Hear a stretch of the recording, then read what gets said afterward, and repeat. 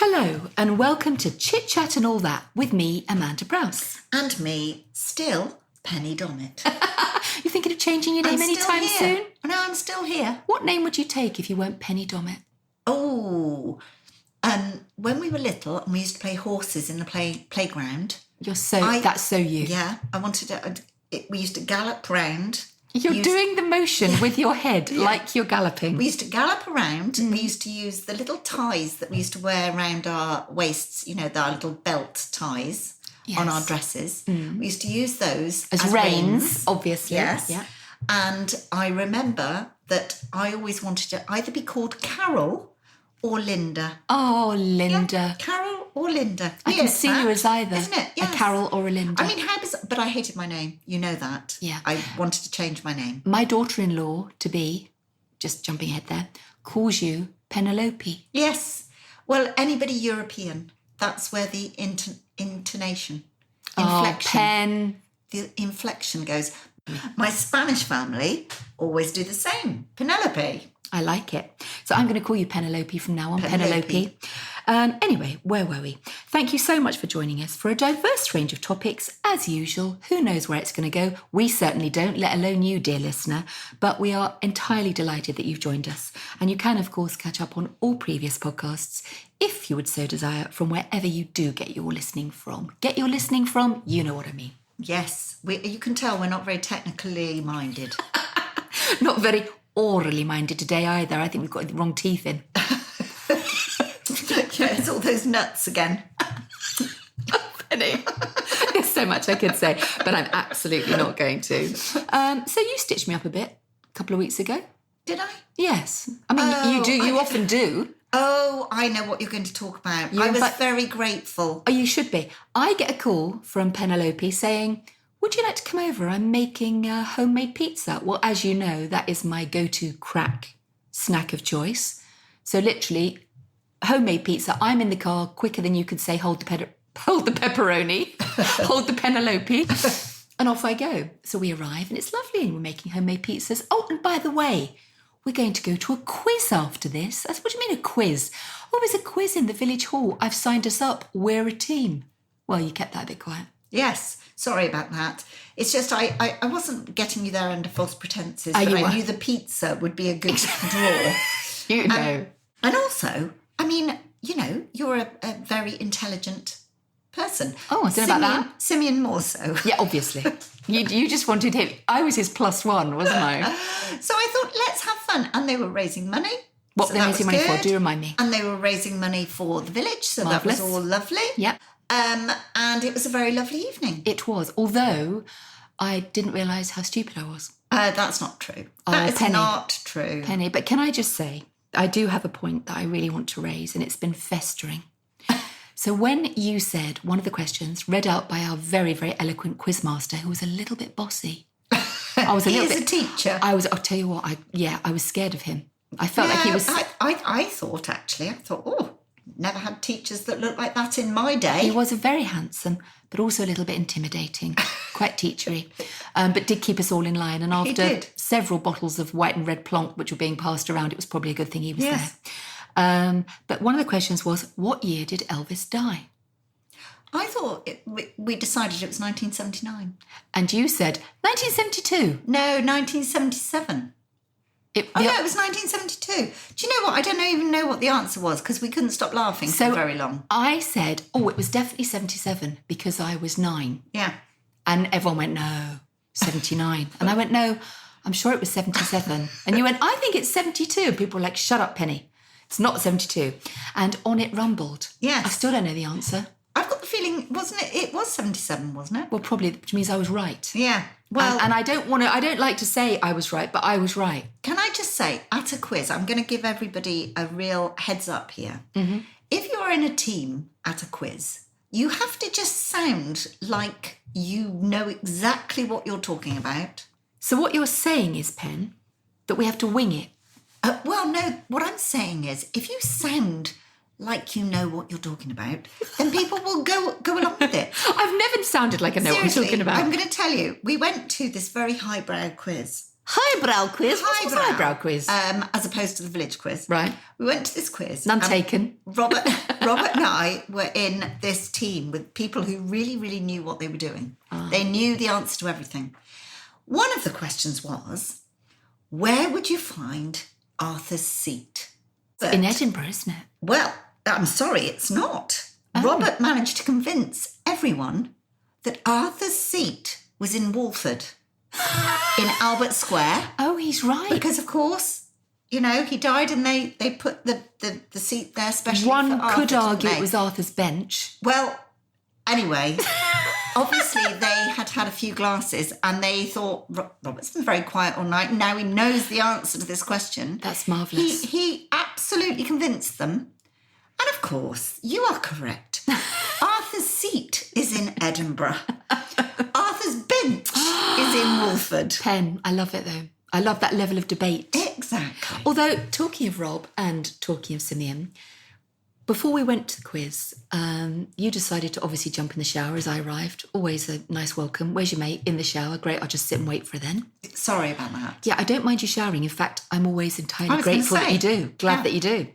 What I did mind was I got trapped in a Rob Simeon sandwich on the bench outside.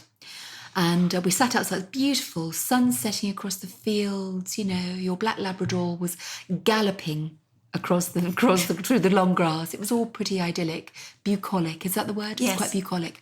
I felt very much it was my Tess of d'Urberville phase. Oh, yes. Rather lovely. And Simeon said, "You been up to much, Rob?" He went, "Yeah, been to a tractor sale." Simeon went, "Oh, any good tractors?" Rob went, "Yeah, a couple of good tractors. They go for good money?" I swear to God, I'm sitting there thinking, I have nothing to add. I don't know what they're talking about. They spoke about tractors for half an hour. It felt like 2 days. I was like, where is she? Where is the woman? And then, much to my delight, your beautiful, gorgeous grandson, magnificent Monty the Marvellous, turned up and instantly went, "Mandy, come and play with me." Thank God. He saved me. He saved you. He saved me. I said, "What are we going to play?" He said, whispering, very, very close, very close. He hasn't learnt the personal space thing yet, has he? No. So he's like literally millimetres from my face and he went, "It's not playing. I'm a spy." I said, "Oh my gosh, Monty, I didn't know." He said, "Don't tell anyone." I said, I won't tell anyone." He said, "Would you like to be a spy?" I went, "Yes, I'd love to be a spy, you know, dream." He said, "Right, you can be in my spy club." There's also a couple of other kids in his class, I think, who are in the spy club. Obviously, I can't divulge names, Pen. I ain't no snitch. because you're a spy. Exactly. And that's our code. Yeah. So he said, "What we need to do is we're going to go around the garden and we're going to make some poison in case we have to kill baddie spies." I said, I am in. He had this beautiful little tin. It was like an old tobacco tin. And we were basically picking heads of flowers. Probably shouldn't tell you that, as they're your... Exactly. Oh, what, the flowers are my business? Those ones? Yes. So we're picking flowers, put them in this tin. He said, "It's poison." I said, "What do you do with it?" He said, "Well, we get the baddie spies to eat it." I said, "How do you make them eat it?" And he looked at me and he went, "You can make a cake." Now, this kid is so aware that my cakes are so bad, the only person we could feed them to would be a baddie spy infused with poison. I thought it was very smart. Anyway, all the other adults for the quiz team, those who knew they were going to a quiz, unlike my good self who was just there for the free pizza, said, "Where have you been, Mandy?" I said, "Oh, I've been out with Monty. We're in Spyclub. We've been making poison." He grabbed my arm. He pulled me into the studio and he went, "You're not supposed to tell anyone."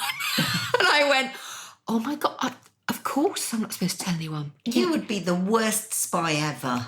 Or the best. Think about it. Could it be a double bluff? "Oh, don't tell me your secrets, Mr. Spy Club." And then actually, yeah. So that was fun. But yeah, the quiz was interesting. That's going back to the poison flowers. Yes. They weren't really poison, Pen. They were roses, just so you know. Yeah. But very interesting, because I always say to Monty, there are certain things in the garden he mustn't touch. And at the moment, we have a lot of foxgloves, which, as you know, are very poisonous. I did not know. Did you not know that? I do now. Very poisonous. Every day's a school day, Pen. Digitalis. Oh, yeah. I knew that Foxglove. name. Oh, I see. I was going for the Latin name. If you'd said that, I'd know. It's I mean, it's the one flower I do grow that is knowingly poisonous. Very because poisonous. You want to kill people. Well, because it's so beautiful, but again, florists... The beauty of death. Yeah, the florists that use it try not to put them on tables with food on. There are certain things I don't grow in the garden because they are so poisonous, like monkshood. What's monkshood? Aconitum. You're making it very up. No. You could be aconitum, saying very anything. Poisonous. You could literally be going the flibbity gibbet of the darker side, and I go, oh yeah, I'd never grow that. No. It's it'd be interesting to find out from somebody who knows about these things, in a scale of 1 to 10, which flowers are more poisonous than others. Aconitum I know is really, really, really poisonous. But for example, I'm growing something this year that I've never grown before because I've always been a bit worried about it, because apparently it's poisonous to chickens, called agrostemma. Apparently poisonous to chickens. So I've never grown it in case one of the chickens gets out and for some unknown reason was to eat it. Now, I know who can help you with this. Who? Those blokes on Midsummer Murders. Oh, yeah, because they're always using a bit of poison, aren't they? Always using... Always. What was that? Hang on a minute. What was that? They were like a crime-fighting duo. And they Cagney were gardeners. No, I love a bit of Cagney and Lacey. Rosemary and Thyme. Rosemary, was that it? Yes, Yeah. Rosemary and Thyme. And it was lovely, lovely, beautiful. What was her name? She was in The Good Life. Oh, Felicity Doodah. Felicity Kendall. Oh, she's... Yeah. Yes. Yeah. Felicity Kendall. And Pam Ferris. I love Pam Ferris. See, this is why I'm so good at quizzes. You see? Because I'm not joking. You could ask me anything about any TV programme and I'll know the answer. That was 2 10-pointers right there. Was, yeah. Shame you didn't know when Elvis was born, died. Yeah, exactly. Pam Ferris, she was in Darling Buds May, wasn't she? Yeah, she's amazing. Yeah, she's a wonderful actress. And she was in Matilda. Yes. Oh. Trunchbull. Didn't even recognise her. Gosh, amazing. Amazing. I've never seen the theatre production of Matilda. Have you ever seen that? We should go. No. Monty wants to go. Oh, does he? We'll Yes. take him. Yeah. No, but obviously Stevie, my sister-in-law, Mm-hmm. who is West End actress, musical theatre, she's been in literally everything. Wicked, Billy Elliot, Footloose, you name it, she's done it. She is phenomenal. And she's one of these... And whenever somebody says that, don't you go, phenomenal? That shows our age. Well, shows your age. Yeah. But she's one of these people who is, she's sickening, really. I shouldn't love her as much as I do, but she's like an incredible figure. She's incredibly confident. She runs her own business. She's a great mother. I don't think she can bake. So, we've got that going on. Does she know flowers? She does, probably. Plants? Probably. Oh. But occasionally you'll be in her presence and a song will come on and you think, oh, I love this. I'll have a little sing-along. And she will just, before you've had time to, open your gob, this voice that comes out of this tiny body, it's like, oh, how do you know how to do that? Well, Monty at the moment... Phenomenal. Do. Monty at the moment is practising Revolting Children. Oh, from right. Matilda. Yes. I think he's supposed to be doing... I think he's in the choir.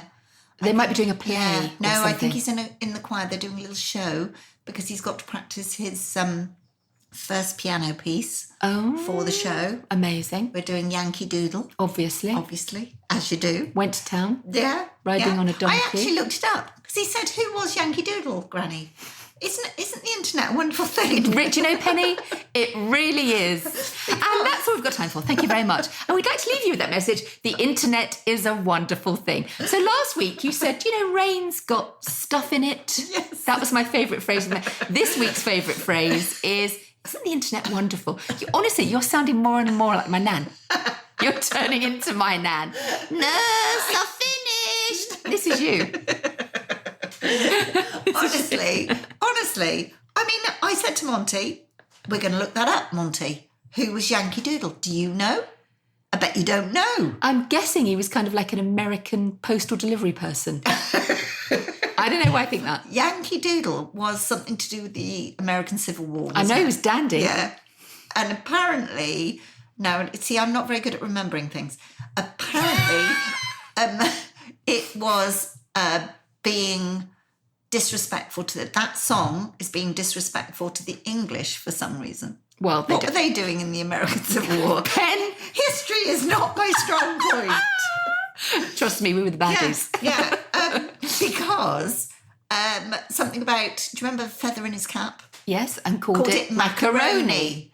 And I thought, this doesn't make any sense. And apparently all of that is very disrespectful. Right. Yes. But apart from that, look it up. It's very interesting. Look it up on Tinternet. On Tinternet. Do you know what, though? Nothing amazes me as much as a fax.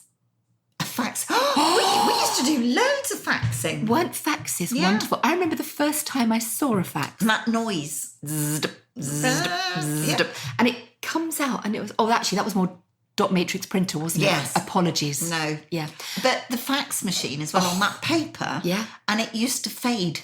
It did. So if you didn't manage to get your fax out and read it and file it away before it got in the sunlight, then when you got to it, there was nothing on the page. Luckily, the offices I were working at the time were sort of, dusty back holes in Warren Street, just off Tottenham Court Road. There was no sunlight, so it wasn't a problem. But I remember a fax comes out and you pull out that piece of paper and it's like, it's magic. It was magic. Yeah. It was. We used to send filthy faxes to each other, like draw rude pictures and put them in and just let them arrive so someone would get a picture of a bum coming out the machine, We were very juvenile. I was only 30. But no, faxes were amazing. But Tinternet even more so. Yes, even more so. So, we did notice that Mandy didn't want to come along with us to the quiz. She was more than happy to stay playing Spies with Monty. That would have been my preference, I think. But it was a fun night, wasn't it? It was so much fun that you and I halfway through nipped out and spent half an hour taking photos of you under my hair.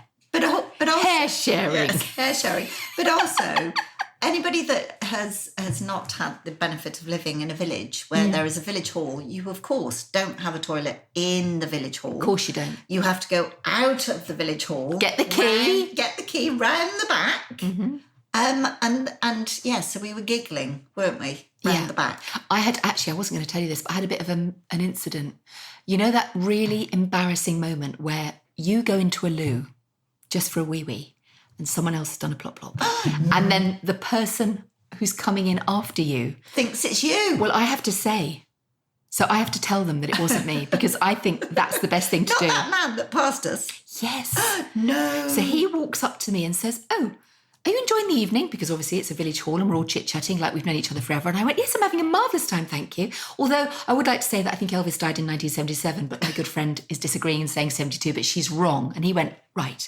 And another thing, there is a tiny plop-plop in the loo that won't flush. It wasn't me. And he did the worst thing possible. He went, I'm sorry? So then I can't just say it in a rush and run off. I have to go, so what I said was, there's a tiny plop-plop in the toilet, but it wasn't me. In fact, I know who it was. I'm not saying anything. It was a lady in the purple blouse. And he went, right. And I was just mortified because he made me say it again. And I see him looking in the loo. And then he comes back into the room and I'm sitting there. I couldn't look at him all night. I'm not surprised. But it wasn't me, honestly. He was the quizmaster. No wonder we lost. Rigged. It was so funny. Anyway. But no, it was good. It was good. It was really good. We did have fun. We did fun. So, Pen, looking forward to the Olympics? Well. That says it all. That face. No. It's the Olympics for me. I love sport. I'm a very sporty person. I love sport. We call you Sporty Spice. Of all manner of sport, I love it. The only thing I cannot abide is golf. But they don't do that at the Olympics. Do they not? I don't think so, do they? We're doing breakdancing this year. I know. How crazy is that? Really looking forward to that, actually. I'm looking forward to that. Yeah. And skateboarding. Oh, my God. So clever. Did you watch it last time? Yeah. It was so interesting. Anyway, so I always feel like we're going to be completely taken up with the Olympics and that we'll all be sitting there in summer watching the Olympics. So it slightly makes me feel a bit, But once it starts, I'm there. Yeah. And I'm completely swept up by everything. Yeah. I think we're the same. It's kind of like, I feel like I'm busy. There's a lot going on. And I don't feel there's been much Olympic fever this year as there was maybe. Although, of course, when we hosted it in 2012, that was our time. Amazing? And we'll never match that, will we? No. I mean, just, Mo Farah, Jessica Ennis, it was them. It was just incredible. I feel really emotional if I see the clips, do you? Of them winning their medals. It's takes you back to that time. And it was a different world then, pre-COVID. It was a very different world. And it just everything felt wonderful and possible and it was amazing. So I don't think we'll ever match that probably. But I don't know, I don't want to sound like a party pooper, but it feels a bit damp squibbish. But I'm kind of hoping that, as has happened on most years, are suddenly, feel like you swept up with the joy of it and hooked on something. But you're right. Considering it's in Paris, that's not that far away. Practically neighbours. Yes. Entente cordiale. On all that. Yeah. I don't understand why there's not more that's been made of it. No. Do you feel, so this is something that happens in our house. It might happen in every house. So we will sit down and watch, for example, dressage and horsey stuff. Yeah. You'd be good at that. Yeah. You were talking about you galloping round last week on your hobby horse with your little reins. No, it's my friend was the horse. And we tie a little bit of reins round her waist and she's my horse. Are you actually kidding me right now? This is a whole new dimension. I thought you were on a hobby horse or a broom. No. You were on your friend. Yeah. Riding her like a horse. Susan, no, not on her. She's in the front. We tie the little belt round. Then we go, giddy up. I see. And then off she goes. She canters. And right. she could be naughty. She would go and refuse to go where she was supposed to go. Would you smack her on the nose? I'd go, no, we're going back to the stable because you've been so naughty. If she was good, did you give her a sugar lump or a bit of carrot? Yeah, she had carrot. Oh, that's nice to know. And we used to take it in turns to be horse. You still friends? No. I think I know why. Okay. But yeah, what we do in our house is we'll watch something like that. And within 2 minutes, we're all experts. Oh, she clipped that corner. Yeah, she needs to go wider on the next one. Oh, look at her knees. Wrong position. Oh, she's not as good as the bloke who went first. Sack of spuds. Do you know what? Literally, for everything we watch, we are suddenly experts. And I love it. Beach volleyball is all I can say. That's what we love watching. Do you know what's really strange is that my boys have never actually played beach volleyball. My husband either, but they always love to watch and support it on the Olympics. Strange, isn't it? Very strange. Don't know what that's about. I don't understand. Supportive. Yeah. Engrossed. Yeah. Never miss a game. No. Holding up judge cards, the whole thing. It's wonderful to see their energy and enthusiasm. Gymnastics. Now, I do love watching the gymnastics. Now I like watching things like the horse and the flick-flack. Oh, yeah. And the doodah. What's that thing with a ribbon? Oh, no, that's a real thing, isn't it? It's not a real thing, Penny. It is a real thing. Ribbon flicking. I'm sorry, but have you been training? Yes, I've been training because my sport is actually, ribbon flicking. I'm sorry. It's supposed to be artistic. It's supposed to be artistic. Oh, I thought you said autistic. Yes, no. I don't know. Maybe it's me. Maybe I need to have another practice, have a go. What would be your Olympic sport then? Ooh, badminton, of course. Of course. I love badminton. Yeah. And that's amazing watching that. That really is amazing. I mean, the speed that is played at is incredible. You like a speedy shuttlecock? Speedy. See, I think I'd be a swimmer. Yeah, probably. It's a bit boring though, isn't it, swimming? What? You just go up and down and up and down. You find that boring? Yeah. Oh, no, I love it. But not as boring as golf. I'm sorry. I had lessons once. I had a group of 6 lessons that I was bought for. And I thought, oh, yeah, this could be for me. Apparently I was very good. They asked me to join the club. They said, hello? Would you like to join? Because we think you're very good. Nah, a bit boring, isn't it? I mean, I haven't got a whole day to spend doing a sport. No. Don't understand why anybody thinks that is worth watching. What? Millions of people do. And the good thing about golf is, I guess, it gets you outside. You're walking, you're breathing fresh air, you're mixing with other people. And I think it seems quite social. Yes. There's a bit of a doodah going on at the end, which I think must be very nice if you're, if that's your thing.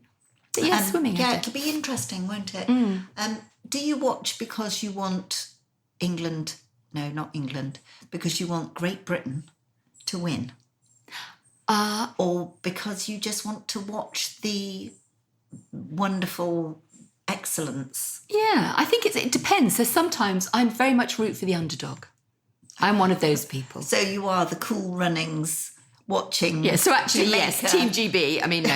But I think, no, I love it when we win medals. I get a real sense of as though I'm part of it, as though I've done something, which is ridiculous, isn't it? Because I'm just watching remotely. But I feel invested in them. And I'll never forget the Paralympics. Again, 2012, can't stop talking about it. But every medal they got, I was just like, I felt so part of it. It was phenomenal. But then if you've got someone who's a real underdog and they're losing badly, then that's who I cheer and clap for. Who was our ski jumper? Eddie the Eagle. Yeah, what was his surname? Edwards. Was it Eddie Edwards? It wasn't Eddie Edwards. Eddie. Anyway. Him. I mean, look how well he's done on not managing to get off the end Made of the a whole career. Apparently, I'm sure there was a movie about him, wasn't there? Yeah. Which I haven't seen, but apparently is really, really good. But I did read an article, and the guy writing the article was the sort of sporty journalist. That's actually on his business card. Sporty journalist. And it said that Eddie the Eagle, whose surname we cannot remember. I was going to say Izzard, but it's not that, Not is it? Eddie Izzard, no. So yeah, this journalist was saying that Eddie the Eagle, whose surname we still don't know, was apparently brilliant. And to get to where he did and have the level of skill he did and to be able to make the jumps he did, he was a phenomenal athlete, just not in comparison because of, funding and location and geography and all the rest of it, as everyone he was competing with. But he may have been an underdog, but he was actually brilliant at what he did. And I thought that was really interesting. Yeah. I mean, things have changed now, haven't they? From then, there is more funding for sportsmen and women. I think the lottery goes a long way towards it, doesn't it? And schools are so much better. Yeah. I mean, when I was at school, it was like, your options were limited. Cross country or long jump. Yeah. Fosbury flop. Was that a thing? Yes. I do remember the Fosbury flop. That was the high jump, wasn't it? Was it? I don't know. I was never very good at anything like that. And what was his name? Was it Alan Fosbury? Not sure. We still don't know the name of Eddie the Eagle's surname, so we're not going to know the name of Alan Fosbury, if indeed that is his name. I think if this was a quiz, we'd have failed. I think we'd have failed miserably. Yes. No doubt people will be scribbling in messages to let us know our failings, which is all welcome because we love those messages, don't we? Yes, we definitely do. I had a funny message this week from Bev, who was listening up in Yorkshire. And she said, what would be, she has a question for you, Pen. Thanks. What would be your spirit animal? Gin. The spirit that turns you into an animal. Yes. Gin. It's a good one to say though. So what would be your spirit animal? What animal do you feel? No, let me get this right. When you say spirit animal, are we talking his Dark Materials Book of Dust type, Philip Pullman-esque? What a spirit cracking book. Animal. Because I'm sure you know this about me. One genre of book I just don't ever lean towards is any sort of sci-fi, fantasy type thing. I don't know why. I never have. And as you know, I belong to a book club. And one of the books that was proposed was The Book of Dust, Philip Pullman. Amazing. And they read the back and I thought, oh no, we are not reading that. That is definitely not up my street. And I voted against it, but I was outvoted. We had to read it. And the one thing I try and do is I always give every book a chance. Yeah, you do.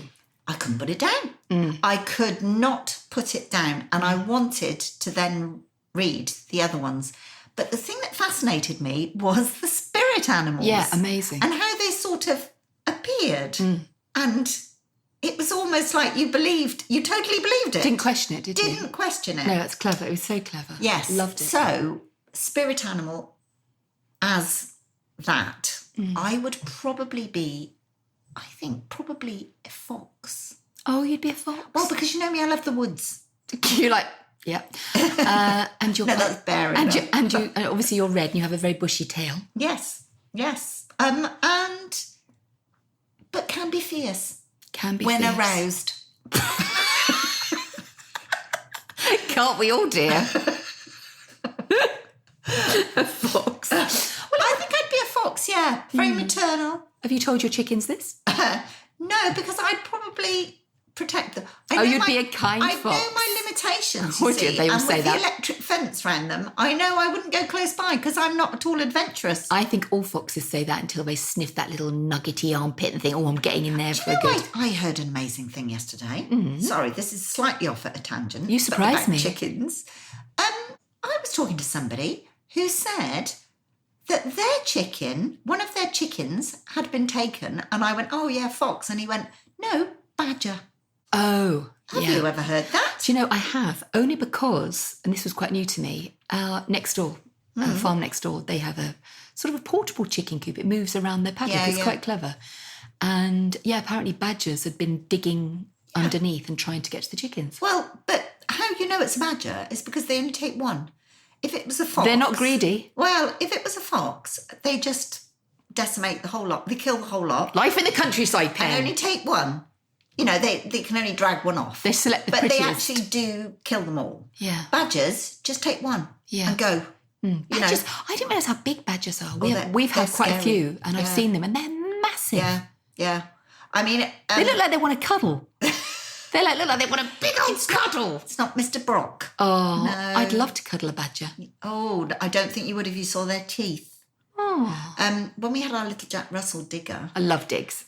we were up in the woods and I could hear the Doberman barking, doing that... That's very good, Pen. As if to say, oh my gosh, what's going on? But I couldn't hear the Jack Russells barking, which was very unusual. And I thought it was very strange. So I ran to where they were to find the Jack Russell, that, as you know, knee-high to a grasshopper, tiny weenie, shaking the scruff of the neck of a baby badger. Oh, my God. Yeah. I thought, oh my God.